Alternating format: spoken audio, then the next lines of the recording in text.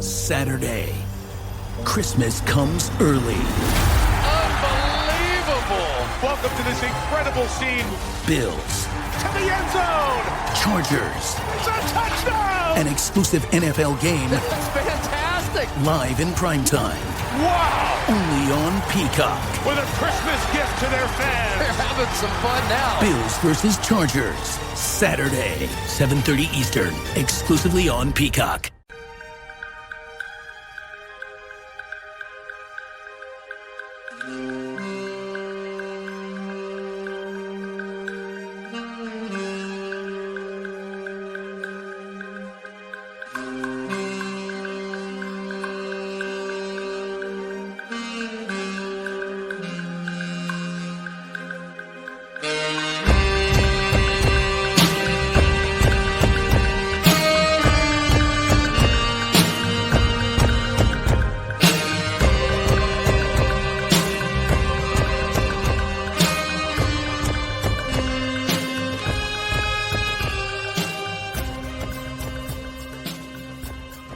Oh my God.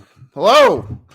Welcome to Pod Mavericks After Dark. I'm Kirk Henderson. Tonight I am joined by Matthew Phillips, regular contributor over at MavsMoneyball.com. Josh is out for the night. He picked a doozy to miss. Matt, how are you? I am wonderful. That was a wild and crazy game. I almost feel like you ever go out a little too hard and then you kind of power through, you're tired and you're just like, I need to go to bed, but I shouldn't because I need to kind of come down.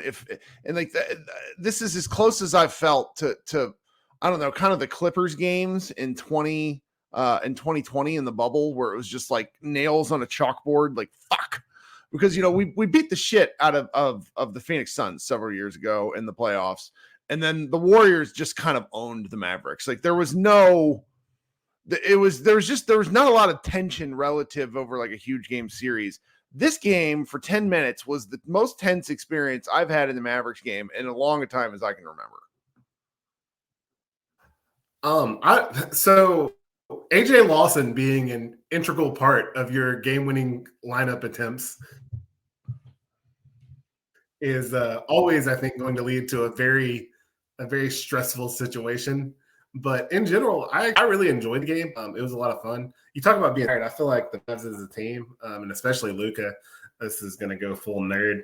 But I feel a lot like if you remember in Dragon Ball Z when Goku first fought Vegeta, when he did the Kaioken attack for the first time and then his body was just shredded. He was exhausted.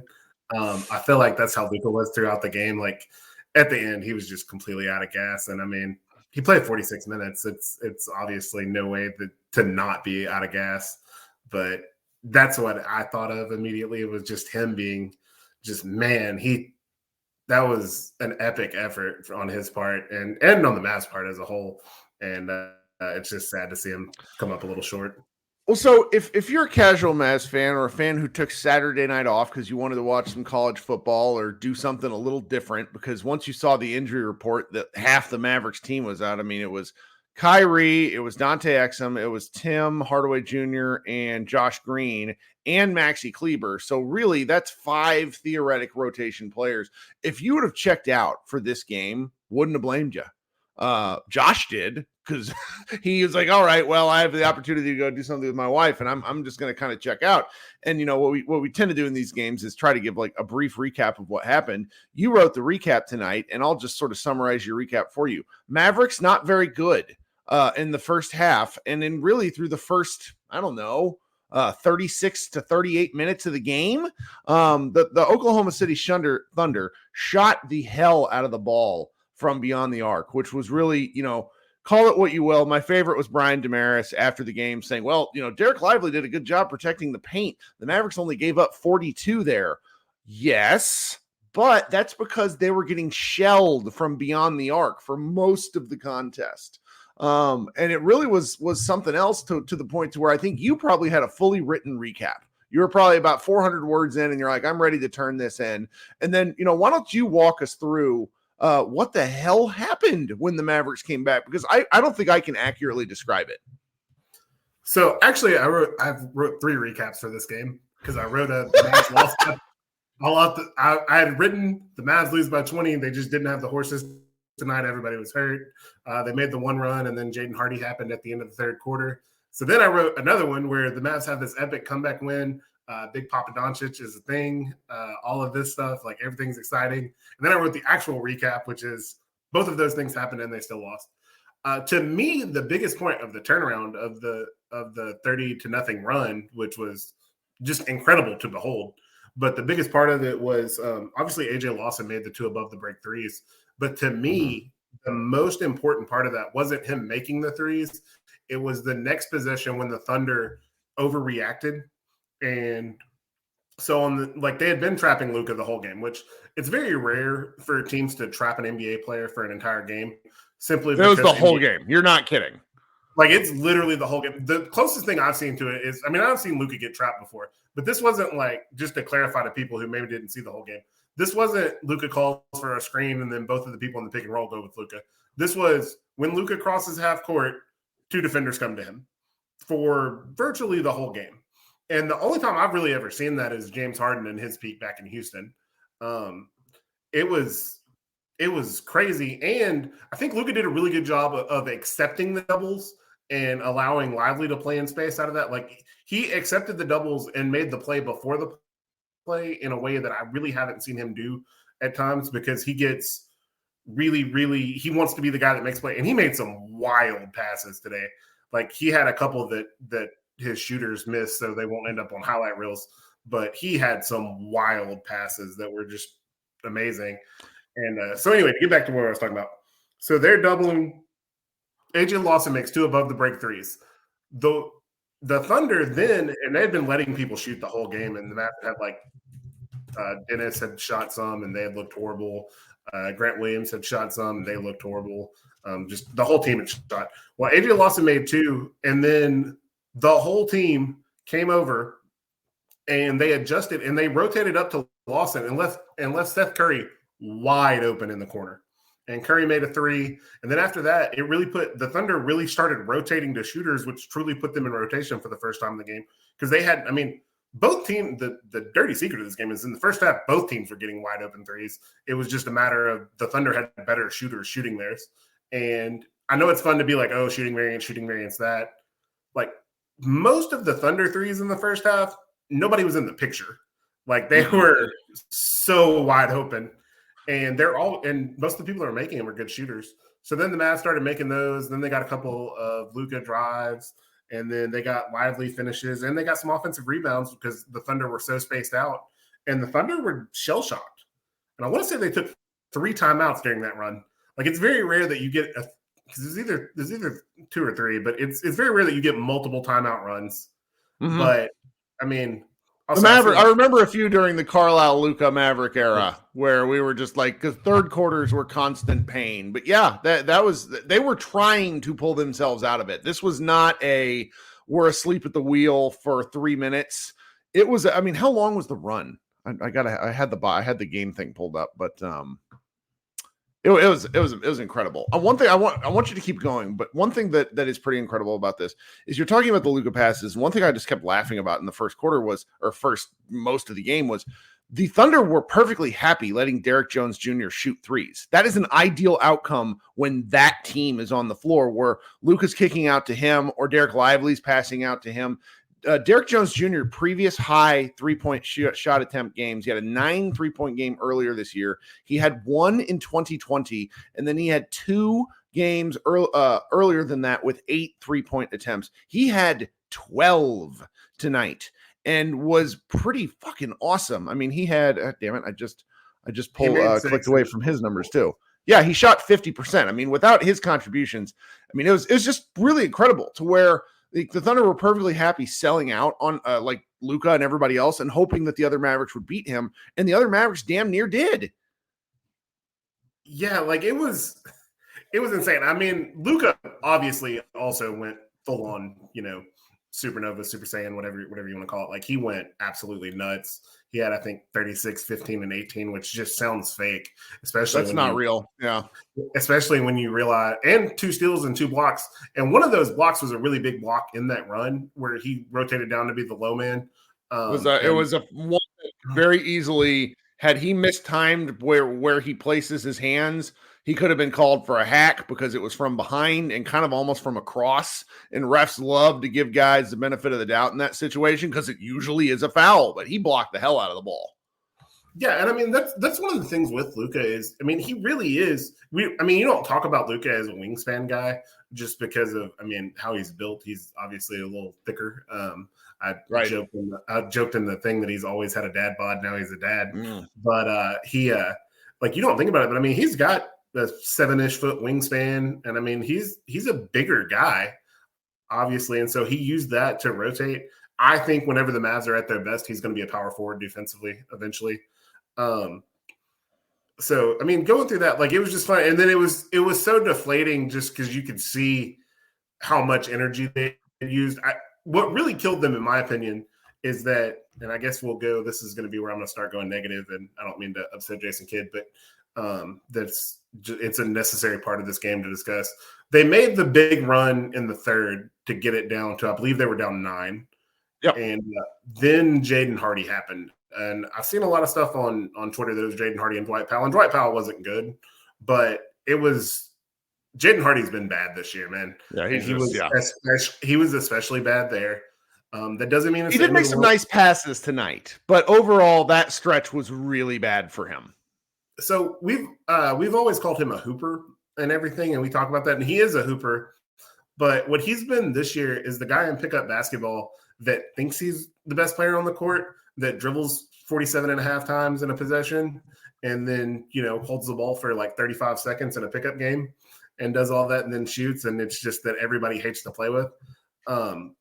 Not because he's super anything else, but he can't beat people off the dribble has been his biggest problem this year. Is he can't beat anyone. And he really thinks he can. There were multiple possessions in this game where he had Chet Holmgren with live dribble and everything, and he just couldn't do anything. Like, it didn't work. He was in jail. No, because he doesn't have a good first step, and his handle is loose. Yeah, and I've seen a bunch of the chat mention the travel at the end. Yes, it sucked. It was a travel. I want to clarify 2 things. Yes, it was a travel. Yes, it happens 100 times a game, and if you're going to call it, that's a rough spot to call it. And yes, Jalen Williams traveled on the next play, did exactly the same thing. All of that stuff being said, there was a point in this game where the Mavs had like a 34-11 free throw shooting advantage. I am absolutely the king of the refs suck, the refs screwed Dallas, yada, yada, yada. This is not the game for that. No. The refs quietly kept Dallas, to the extent that they were in the game for large portions of this game. The refs kept Dallas in this game. I think that's true. Yeah. Like, it's just it's a rough call. It's annoying. It was a travel. It is what it is. Like, it is what it is. That should not be a talking point. What should be a talking point that I've seen mentioned in the chat, and I feel is a very important thing going forward, is the Derek Lively development. The most important thing is what he showed today is a skill that I haven't really seen from him at any level. He's always been a good short roll passer. Like, he showed flashes of that. I think I did his write-up for the before when he was a prospect, before we drafted him, and I mentioned his passing in that. He's had that. He had several good passes early in this game where I don't think he had any assists because I think the shooters missed all of them. Yep, but he had good. Yeah, he was good at moving the ball. Mm-hmm. But what he showed today as a counter to that is he had the ability to score with force from the initial short roll. So a lot of time, like, there's one thing for a screen and roll big to be a guy who can set a screen and then dive to the rim and catch lobs. Like, he's shown that he can do that. He has a ginormous wingspan. Luka loves throwing him lobs. Like, he's shown that. Like, he's established that skill. What he showed in this game that is a new thing and potentially a very eye-opening skill for him is the dunk on Chet, and then the other play later in the game, like, I don't remember exactly when it was, but it's sometime in the fourth, where he caught the ball. He caught the ball in both of those plays, probably 12-ish feet from the basket. He looked to score. Score. I know which ones you're talking about. And then one dribble got to the rim. One was the big dunk on Chet, and then the other one was like a lefty layup, I believe.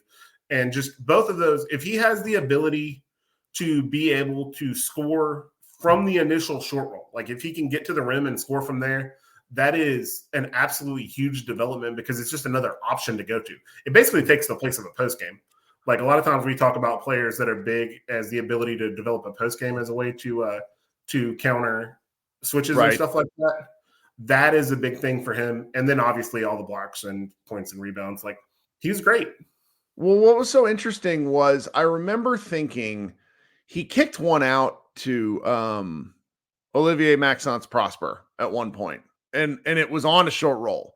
And I remember, I think I typed it to my friend Tyler on Twitter, and I said, I need him to attack the rim.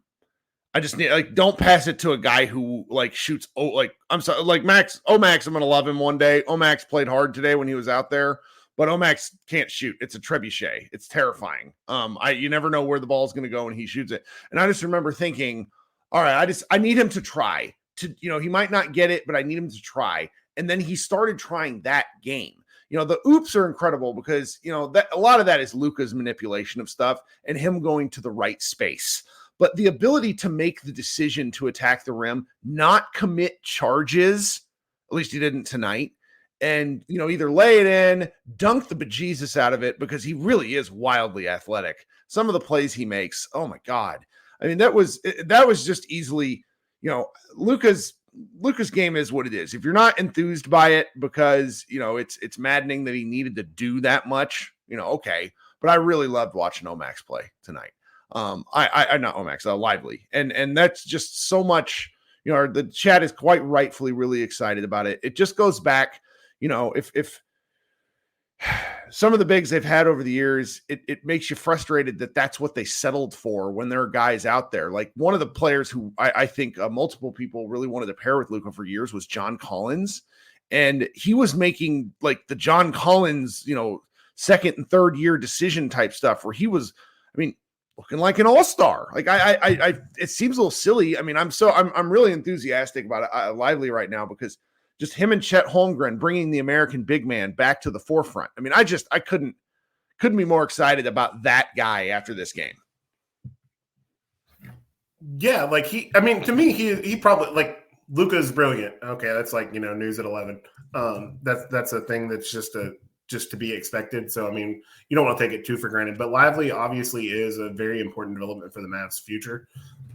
He also had a kick out to Grant that Luka talked to him about afterwards and was like, just go up, man. He's like, just go try to finish it. And he was 9 of 9 from the field. So, obviously, he made all those. I think he was 2 of 5 from the free throw line. But when you talk about him being wildly athletic, he is obviously wildly athletic. But I think perhaps even more important than that is that he's extremely coordinated, which – I don't think that gets enough credit for how important that is for people. Like JaVale McGee is a wild athlete. Like JaVale McGee is an absolutely insane athlete as far as his size and ability to run and jump and all that stuff.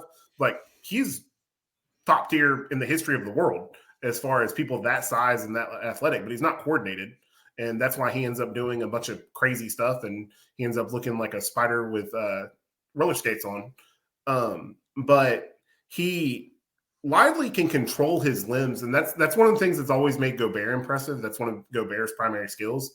And Lively has that too, where his body is under control. And so that is what is very important to me is that, and his whole game's under control too.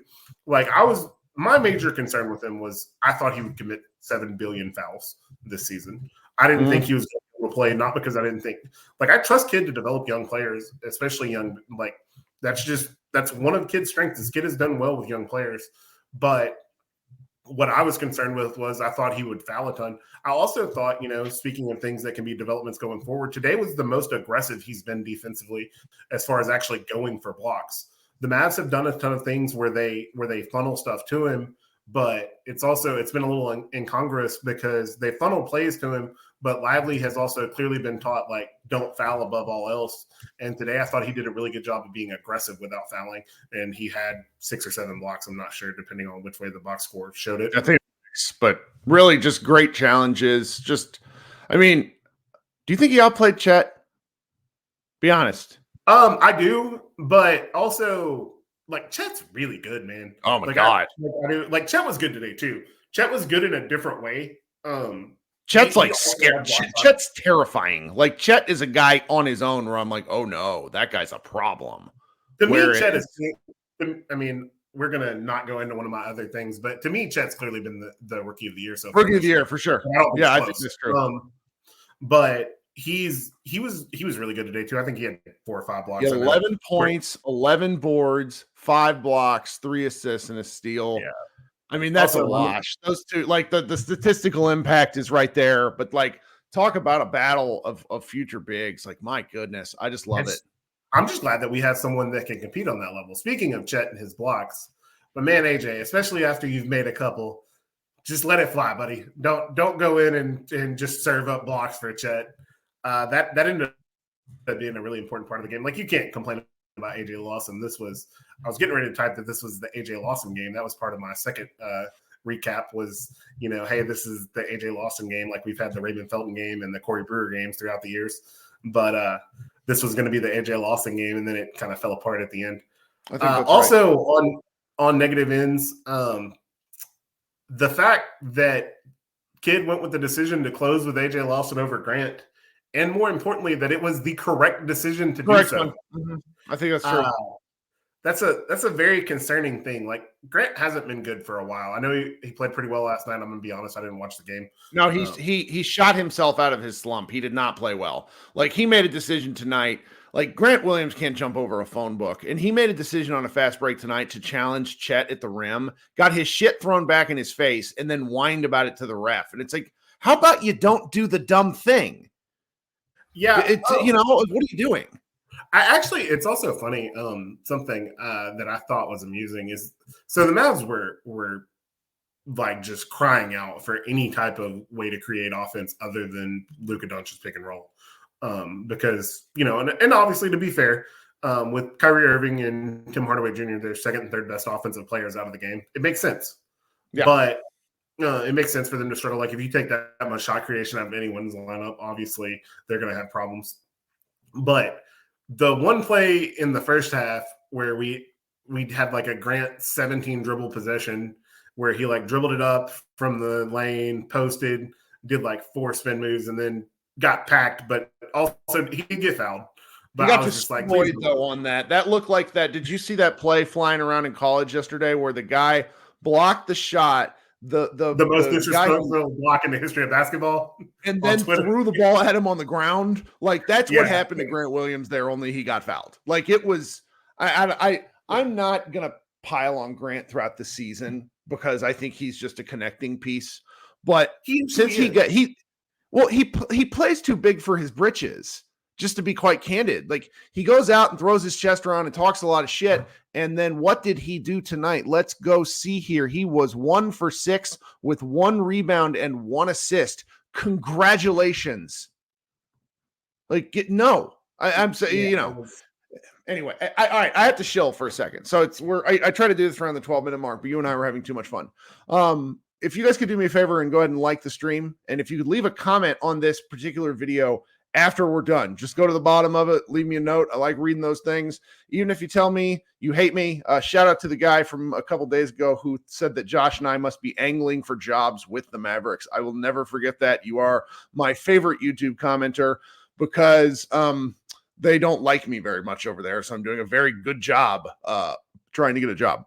If you could also consider subscribing, we try to do a lot of these shows. I have a newborn baby as well, like Luca and Dante Exum, and so some nights are a little more chaotic than others. So while I usually try to do 2 live shows after every game, I've been pretty lax about it. Definitely going to do one tonight though, because I want to hear people's takes on things.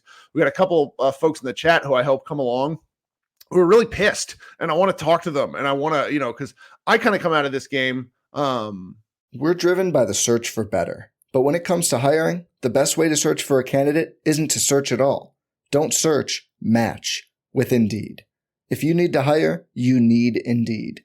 Indeed is your matching and hiring platform with over 350 million global monthly visitors, according to Indeed data, and a matching engine that helps you find quality candidates fast. Ditch the busy work. Use Indeed for scheduling, screening, and messaging so you can connect with candidates faster.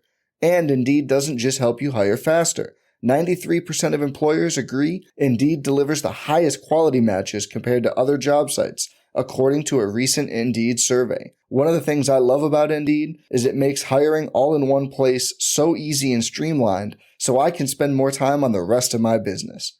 Leveraging over 140 million qualifications and preferences every day, Indeed's matching engine is constantly learning from your preferences. So the more you use Indeed, the better it gets. Join more than 3.5 million businesses worldwide that use Indeed to hire great talent fast. And listeners of this show will get a $75 sponsored job credit to get your jobs more visibility at Indeed.com/Blue Wire. Just go to Indeed.com/Blue Wire right now and support our show by saying you heard about Indeed on this podcast.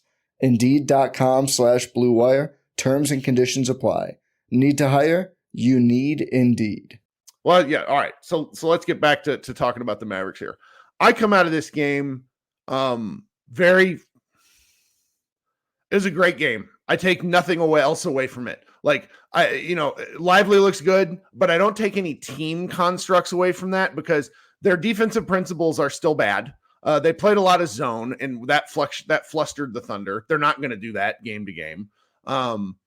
Their offense is still, it's either you hit some threes, Derek Jones is going to cut to the rim on occasion. It's either Kyrie or Luka gets to the inside. There's not a lot of off-ball movement, whether that's on Luka or not, whoever you want to blame it on. The Mavericks offense is what it is. I still think that by and large, if they are healthy, they will win 5.5 out of every 10 games. I don't know. They're gonna there's a lot of people that still think this isn't a playoff team, but your first 20 games is incredibly indicative of how you finish the season. The NBA has done studies on this. John Schulman at NBA.com did one several years ago. How you start the year in your first 20 tends to dictate things almost always. And the Mavericks have a brutal schedule coming up just in terms of game after game after game after game. That's going to really hurt them, I think, because they've had some real rest advantage to start the season. But if you were to tell me that 11, are they 11-8? 11-8 with this team is shocking compared to what I was sort of hoping for. I was hoping for 500, period. 11-8 is, I'm delighted, Yeah. So Bill Simmons talks about a lot. He calls people good, bad teams, which is teams who are what he means when he says good, bad teams, which I hear him talk about it more for football than basketball. But when he talks about it for football, what he means is it's a team that's a bad team, but they're better than all the other bad teams, so they beat all of the bad teams. And I think the Mavs have a lot of that in them now. I'm not comfortable calling the Mavs a bad team right now. I still think there's some potential for other things. I think Omax will develop through the year. I don't know how important he'll be this year, but I'm hopeful for some stuff by the end of the regular season that he is at least semi-useful. I think Lively will continue to develop and so on, and Luka and Kyrie. Obviously, Kyrie will be back healthy at some point. But the Mavs are going to beat bad teams. As long as you're beating bad teams, that gives you a lot of. That's why last night's loss sucked. Yeah, and I think also I think Luka, his stats don't necessarily reflect it because they were obviously otherworldly. His stats are always going to be otherworldly. That's a product of his combination of talent and role. But I think he's materially better this year. I think he's been better defensively. He's not great. This was also, by the way, for random things that are true that sound like a lie. Luka is every bit the bad transition defender that he gets that people on the internet talk about him being. Oh yeah. This was his best. This was his best transition defensive game of his career. Why? What was he doing? Well, one, he had 2 blocks in transition. He blocked a 3 in transition, and he blocked a layup in transition. That was the 3 in transition was hilarious. Yeah, he actually got back. He ran hard. His effort level in this game was unreal. He can't sustain 46 minutes of that level of effort every night. It's just he'll fall apart by game 30. But he tried so hard. He played hard, and for the most part, now partially that's because he had shot 14 free throws in the first 3 quarters. But for the most part, he wasn't really complaining. Other than I think he complained once before the travel at the end. So he really was he was back. His effort to me was noticeable in getting back, which maybe that's just because of how noticeable it often is in a negative light. So for today, especially I really noticed that he got back a lot. And then just looking at them, I think they'll be bad teams. I think their offense is not pretty in the sense that it's not like a beautiful game Spurs movement from like the 2014 or something like that. But the offense gets the right kind of shots for the most part. They get threes. Luka can still get to the rim. Kyrie can get to the rim. I just really think, and I think Luka's better defensively. Like he's not. I know they made a big point of talking about how great he's been defensively this year. The other day, he hasn't been great. Like that's not. He's held up in ISO spots where he used to be like, where he used to just basically like escort someone to the rim and allow them to score. And it's like he's gone from being terrible to being, I don't hate it, and like that's kind of good enough for me. Like, and he's always been a guy that when he wants to defend for a few possessions late, he can score. Like it's the dirty secret is that most stars at his level like aren't that great defensively. Like not because they're not good defensively, but because they don't try. Like it's just there's a limit. You have a turbo meter limit like a video game, and you can't use it all the time. And so like it's not going to be a thing for him to ever be a lockdown defender. Like he's not ever going to be an all-NBA defender. But he's been, I would say, on balance, I would say he's been basically an average NBA defender this year, which relative to what he was last year is a huge win. Yeah, and Alex in the chat says, Luka is a good defender. I will die on this hill. Well, most NBA players at superstar levels, most are capable of being good defenders just because it's almost impossible to be that good offensively without knowing what you're supposed to do defensively. Being able to do it and having the repetitions and sort of the muscle memory to do it are a little bit different, but Luka knows what to do. He's 6'8". He's strong as an ox. If he just tries a little bit, he's been really good at sliding his feet and taking the bump in the chest. Like a lot of times when guys drive on him, and in the past, the first step is almost always what burns Luka, at least last year. And so watching him try now, it's not good, but it works, and it's good enough some nights. There are times though, like it wasn't the Memphis game. Was it the Rockets game?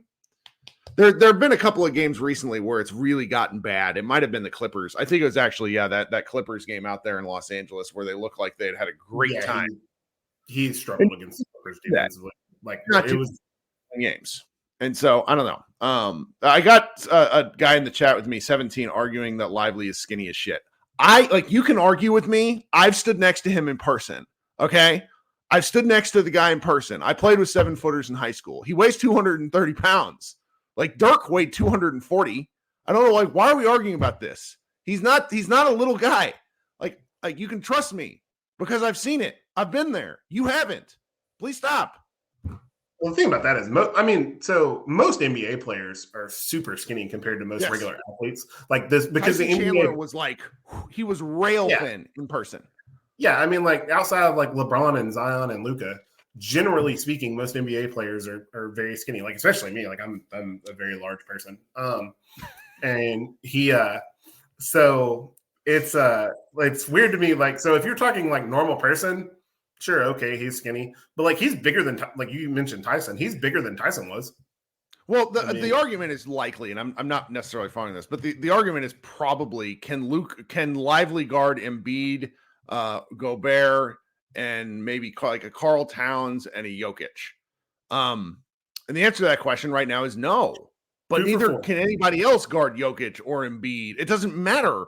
You have to be able to be a set of resistance for a certain period of time. That's the goal. Like you don't want to die. That's what watching Dwight Powell just get murdered is not fun for me. So yeah, sorry. The answer to that question. No, you're good. The answer to that question as to who can he guard those people? Embiid, resounding no. Jokic, no. Resounding like the most resounding possible no. Gobert, yes. Karl Anthony Towns, I would say yes. I mean, the greatest shooting big man of all time. He's a self-check. I want to see it now because like Lively got that rude in what do you want to call it, awakening when the first two games he played as an NBA player in preseason over in Abu Dhabi were against Karl Towns and Rudy Gobert, where Lively's probably been the biggest player on the court in every game of his life up until then. And then he had to go against that guy on Real Madrid who was 7'4", And then it's just like watching Lively come of age has been really delightful. Yeah. Go ahead. I see a Hardwood Proxim in the chat. Two things.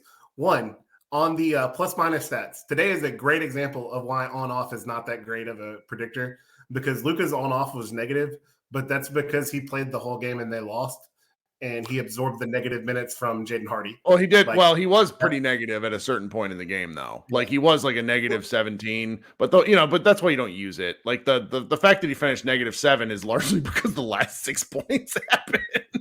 Like you would have been pretty even for the game, but yeah. Yeah, but that's my point though. Is it's dependent. Like the vast majority of that negative is the -17 in Jaden Hardy's minutes, because they were also all in Luka's minutes. Sure. And then the other part of that is, just to clarify, I am not at all implying that Luka, Zion, and LeBron have similar body types. I am simply saying that they are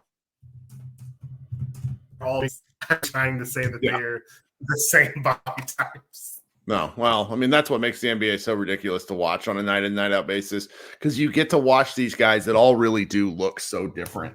For the longest time, I jokingly wanted Talen Horton-Tucker to be a Maverick, just so him and Luka could be like the round mounds of rebound, like destroying people as they barreled down the lane over and over again. If Grant Williams could get one rebound, that could do that. But it's kind of hard to be around when you get one rebound. No, for sure. Well, do we have anything, like we could probably meander and talk about all sorts of things with this game. Do we have anything else that we want to really hit on that we haven't done yet? Just the only other thing, and I mean, you mentioned it earlier, is I wouldn't take too much away from this game just because of how much they were missing, both in a good and a bad way, because the thought process is immediately, hey, the Mavericks were missing Kyrie and Tim Hardaway Jr., and that really hurts the offense and all of this. And that's true. But on the other side of that is missing Kyrie and Tim Hardaway Jr. also means that you're missing them as defenders, which is a positive on that end as well. So it kind of goes both ways. Obviously, you miss more offensively than you lose defensively, at least with Kyrie. So, but that is just something. It just makes them completely different. I'm not saying better or worse. It just makes them completely different not to have them, and especially Kyrie, it does make them worse not to have them. I do think we owe it to ourselves to painfully acknowledge the Latvian laser just pouring in 16 points in 11 minutes, 3 of 3 from beyond the arc, including 6 free throws from stupid Mavs fouls. Guess how many points the Mavericks lost by? 6 points. Congratulations on fouling Davis Bertans. To be clear, well, the second one might have been. Like, you don't get your hand in the pocket like that, like Seth did. That one looked rough, but it's still, it's you just go through that Thunder roster and you're like, man, I like those guys. I like all those guys. They had 8 people scoring double figures tonight. 8 people. The Mavs had 5, I think, but they had 8 people scoring double figures. Like, that's just, they're way deeper. Like, you look at them, and it's a fact of life that they are. I don't want to put that they've had more bites at the apple from the way they chose to build the team and the way the team came together, as far as the first round picks and the Paul George trade and all of that good stuff. And then the Sam Presti just ultra processing. But yeah, if you look at them, they've got, first round pick, like everyone on their team is a first round pick, basically, like everyone. And the Mavs have Luka and Kyrie. Hey, Lugens Dort was not a first round pick. And that dude, did you see it was almost like a Dirk Nowitzki fade away. The super high one? Oh my God. Yeah, was when I was like, this game is over. And that was like the 6th shot of the game. I'm like, okay, and then I continued to watch. So I remember very early in Dort's career, he's actually changed his 3-point motion a little bit.